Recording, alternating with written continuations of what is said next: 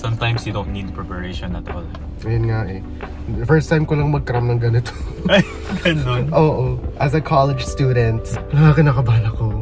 Mas kinakabahan ako eh. Mas kinakabahan ako, tayo to eh. Tayo. Ay, biglang ganun. Okay. Today we're interviewing a third-year student in Mapua Broadcasting, and now I've been planning to interview him, and now we're here. So please all welcome Kuya Zach. Hi Kuya Zach. Hello.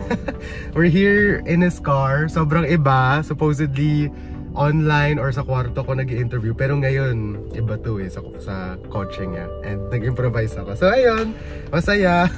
Pero Kuya, I wanna ask, how's life for you recently? Kumusta ka?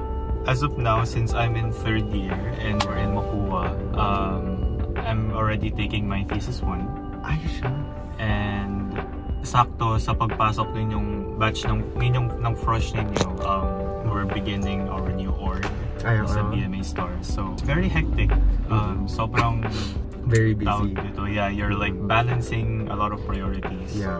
And of course, you have a life outside of school pa. Yeah. So, syempre, kahit pa paano, I'm still buhay pa naman. Buhay pa naman. Ito ang nagbubuhay sa akin araw-araw. We're just not sponsored. Every time na pumupunta siya ng Mapua, yan palagi niyang dala. May kape ako, hindi pwedeng wala.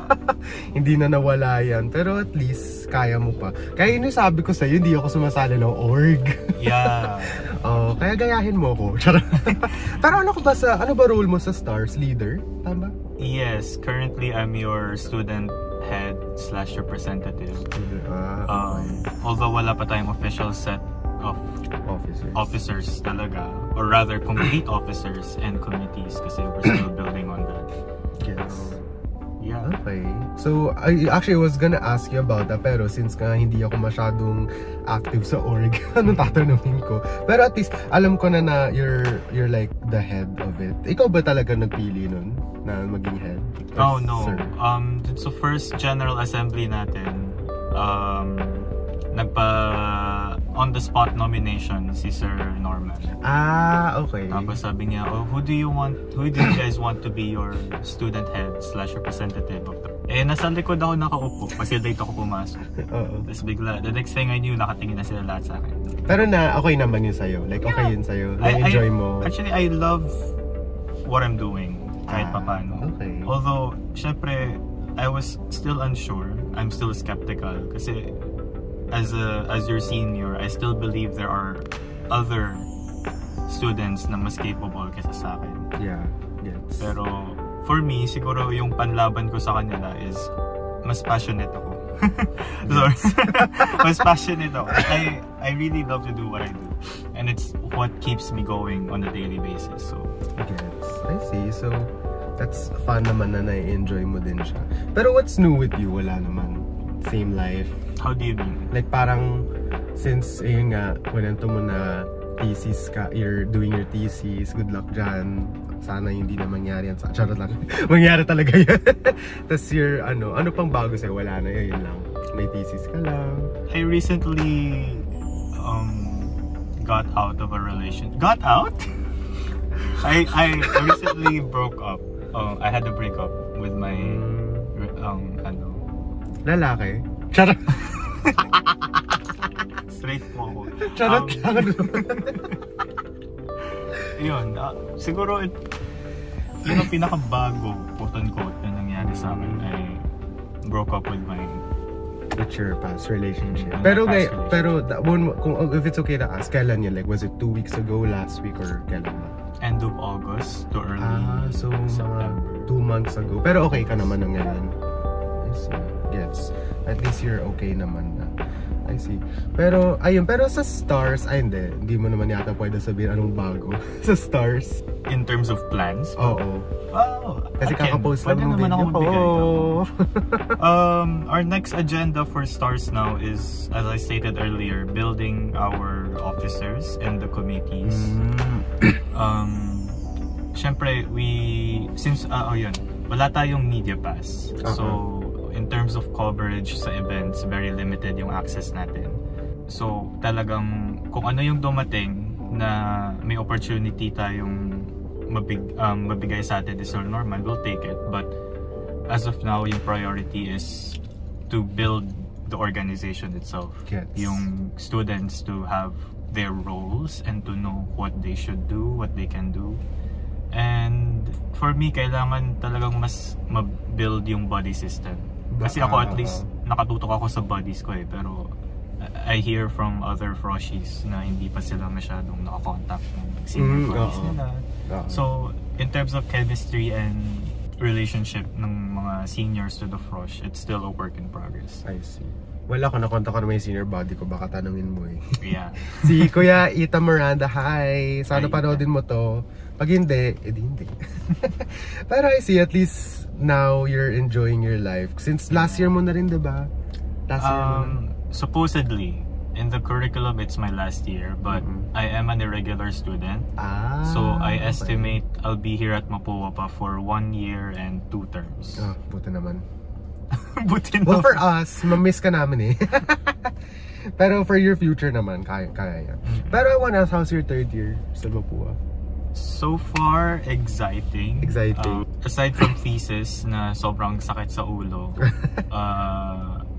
na-enjoy ko naman yung other subjects ko. Especially since most of them are yung mga remaining majors and some electives. Oh, okay.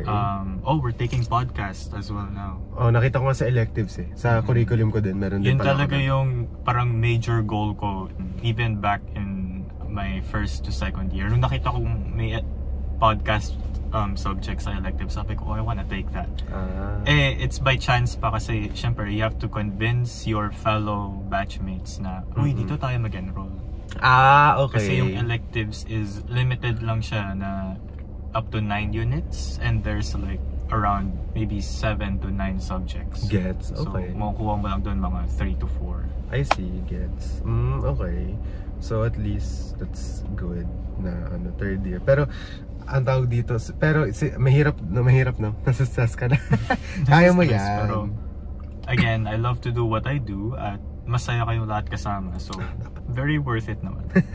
Pero for over 3 years, sobrang na-enjoy mo talaga ang Mapua. Over 3 years. Yeah, it had its ups and downs. When I first entered as a frosh, complete opposite ako sa'yo kasi I really wanted to get into org. Okay.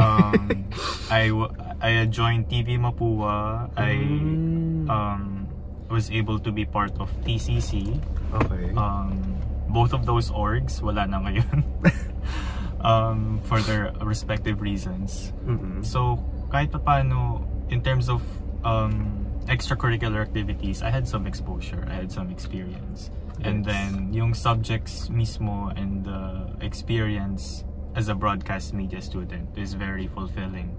Lalo na for me, yung passion ko is public speaking, hosting events. Talagang ako na mismo, I put myself out there so that the administration itself could see what I could do. Tapos sila na yung lalapit sa akin if gusto nila akong kunin as a host. So, okay, I see. I was able to host several institutional events, including na doon yung Cinema Pua na Student Short Film Festival last year. Ang galing. So that was probably my biggest gig because syempre those are future film directors Gets. Pero napansin ko din nung since bago pa lang, madalas ka rin mag-host ng events.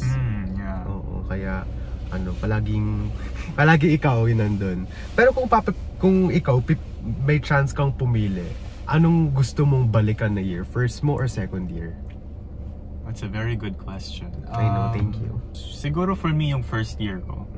Kasi doon, for me your first year is what makes or breaks the rest of your college experience.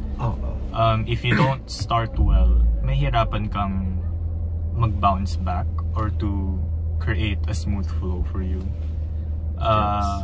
Marami rin ako naging back courses dahil nga dun sa poor time management ko and I focused masyado sa mga orgs.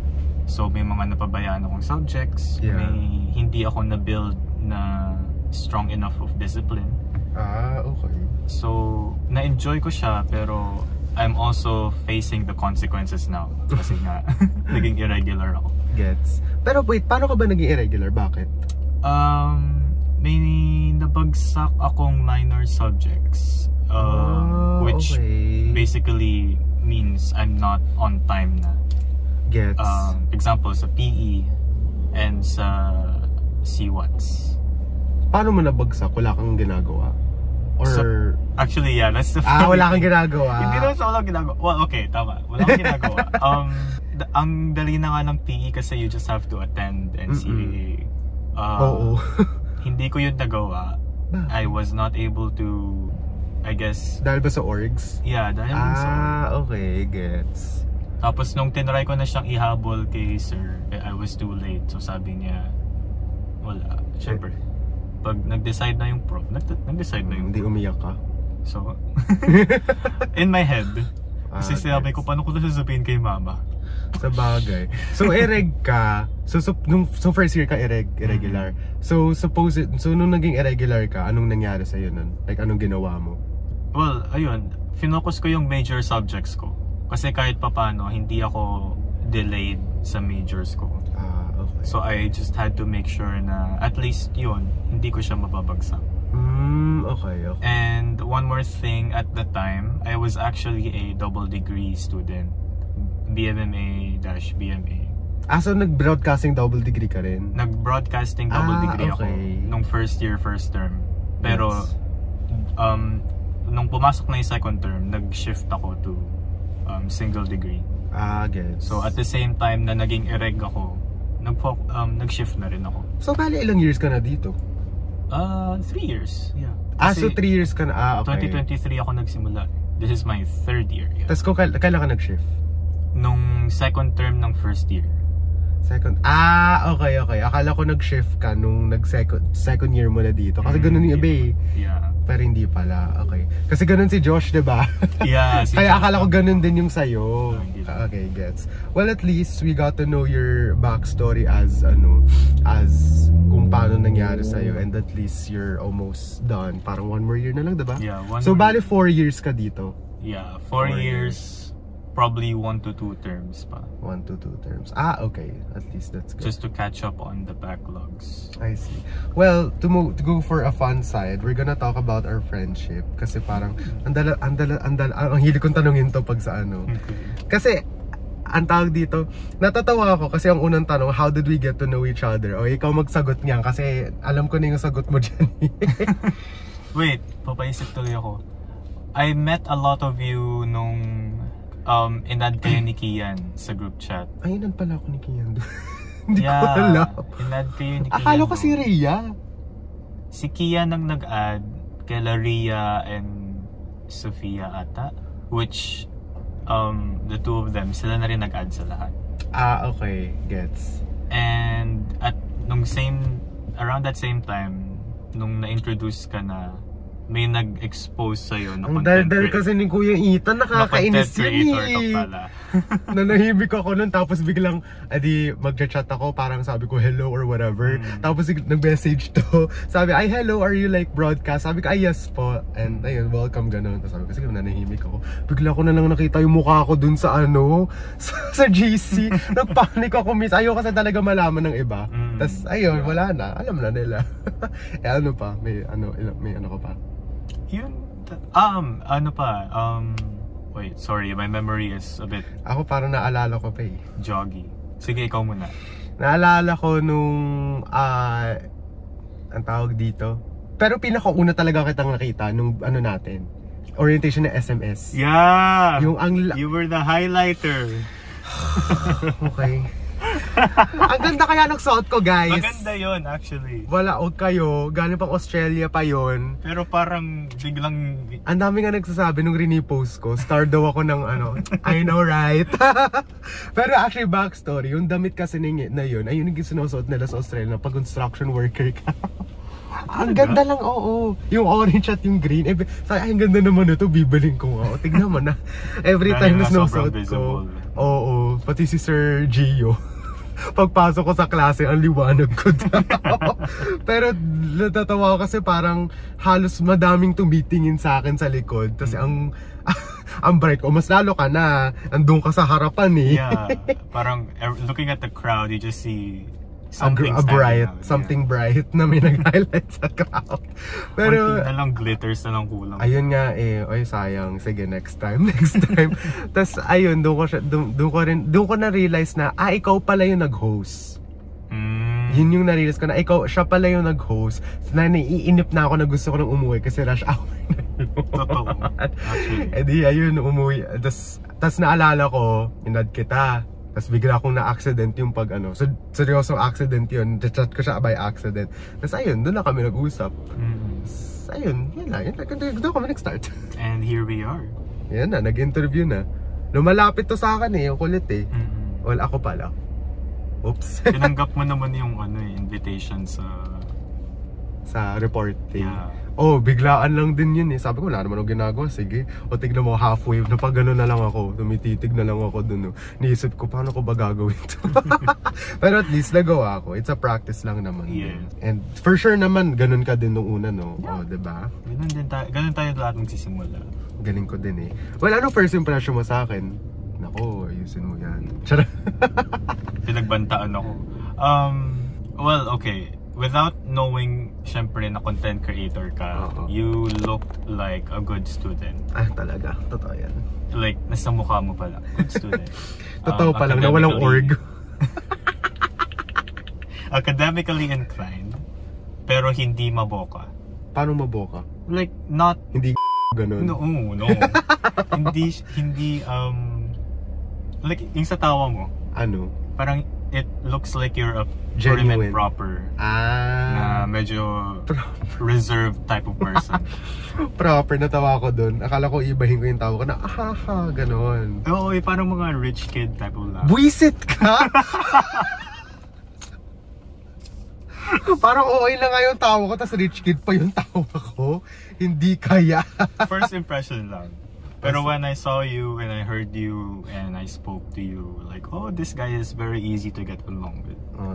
Tas habang ako sa mga gumagano na ako, nagsishake na ako. Charot. Pero ako, first impression ko sa'yo, feeling ko na-intimidate ako sa'yo nung una Na-intimidate. Hindi naman sa sobra, like, parang, natatakot ako. Parang, like, na-intimidate ako kasi like, you know how to, like, ang tawag dun? Like, alam mo kung paano mag-lead. Kasi nung first usap natin in person was about the org yeah. About orgs. Pero nung sa chat, sabi ko, feeling ko ito yung tipong tao na yung kaya mag-lead. Tama ako. Pero sa chat pa lang, nung na-accident chat, sabi ko, feeling ko, like, kaya kong kausapin whenever gusto ko. And totoo naman din. Kaya, ayun, tas sinastock ko na din yung Facebook yun yung time na yun. And ayun. Seryoso, ganun ako pang may nag-a-add sa akin. Sinastock ko yung Facebook. Hanggang saan yung naabot mo? Yung, ayoko, basta. Ilalagay ko na yung picture mo dito. Charot. Before and after. Kaya ko. Well, anyways, last question. Ito future mo to. Humanda. Wow.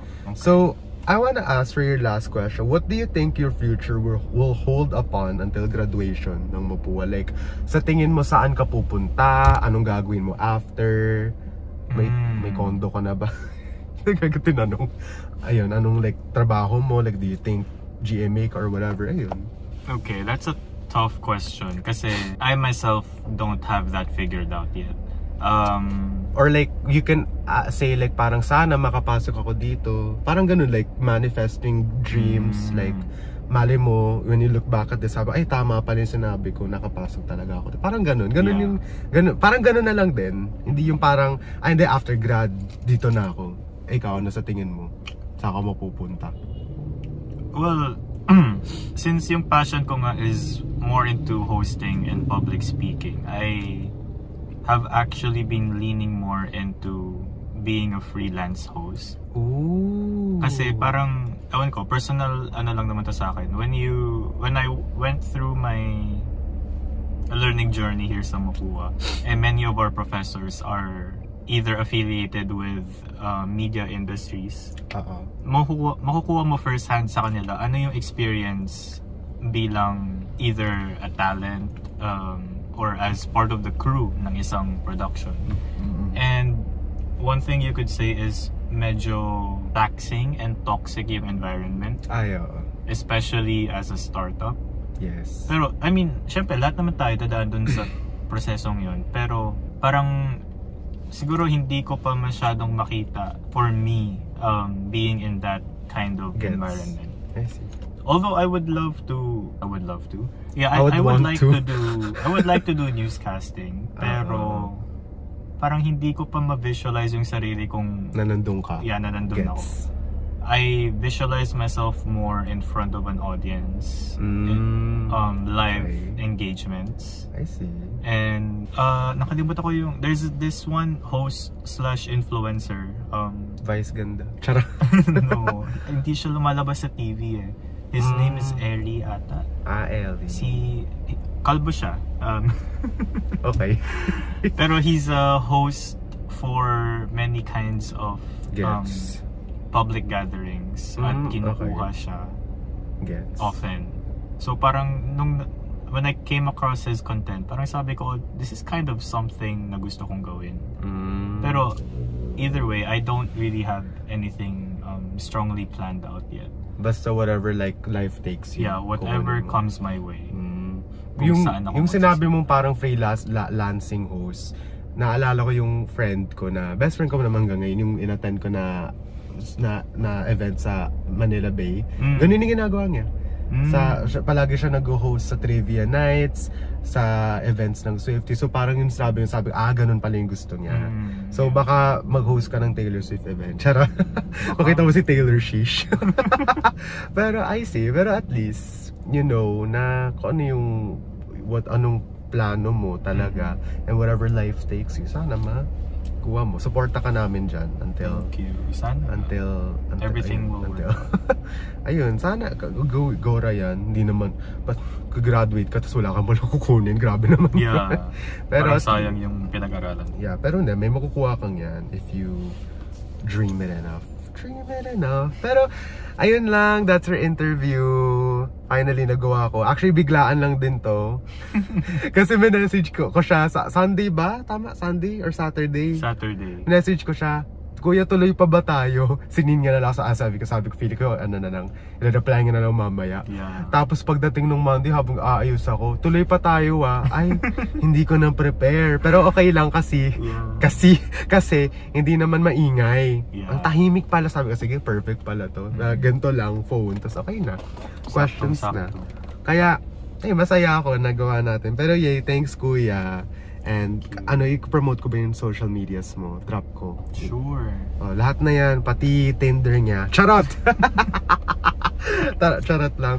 Pero yeah, that's all. I hope you guys enjoyed the interview namin ni Kuya Zach. There will be more interviews coming sa mga college blockmates ko. Ang daming nagpa-request, so grabe, excited na ako dyan. Pero yeah, if you guys want to check out more podcasts, make sure if you're listening in Spotify, follow. If you're watching, subscribe and things like that. And follow Wavy Talks on Instagram para may previews din kayo on previews din kayo on new podcasts come out. And yeah, ayun lang. Anyways, my name is Wam. This is Kuya Zach. I'll see you guys. Bye-bye!